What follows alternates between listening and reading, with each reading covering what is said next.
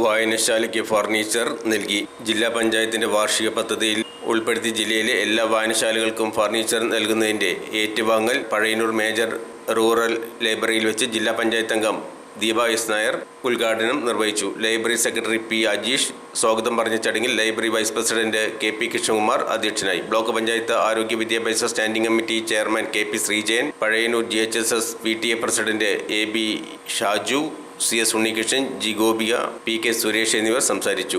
SSLC +2 പരീക്ഷകളിൽ എല്ലാ വിഷയത്തിലും A+ നേടിയ കുട്ടികളെ ചടങ്ങിൽ അനുമോദിച്ചു. 10ാം ക്ലാസ്സിലെയും അതേപോലെ തന്നെ ഹയർ സെക്കൻഡറിയിലെയും കുട്ടികളെയൊക്കെ അനുമോദിക്കുന്ന ചടങ്ങ് വെച്ചപ്പോൾ എണ്ണിയാൽ തീരാത്ത അത്ര ട്രോഫികളാണ് നമ്മുടെ ബഹുമാന്യരായിട്ടുള്ള ആലത്തൂർ MP വിതരണം ചെയ്തത്.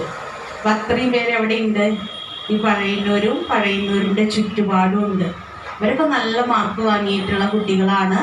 തുടർന്നുള്ള ഉപരിപഠനത്തിന് ആവശ്യമായ എല്ലാ തരത്തിലുള്ള സൗകര്യങ്ങളും ഈ വായനശാലയിൽ ഒരുക്കിയിട്ടുണ്ട് എന്നാണ് നേരത്തെ പറഞ്ഞു കേട്ടത്.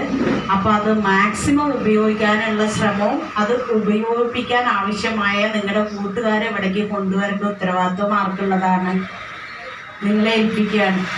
പിന്നെ ഒരു ചെറിയൊരു കാര്യം ഇവിടെ സൂചിപ്പിച്ചു, നമ്മളെല്ലാവരും ഒത്തുചേരാനുള്ളത് എല്ലാ വർഷവും നമ്മുടെ ജില്ലാ പഞ്ചായത്തിൽ നിന്ന് വായനശാലകളെ സപ്പോർട്ട് ചെയ്യാൻ വേണ്ടിയിട്ടുള്ള ചെറിയ കാര്യങ്ങളൊക്കെ ചെയ്യാറുണ്ട്.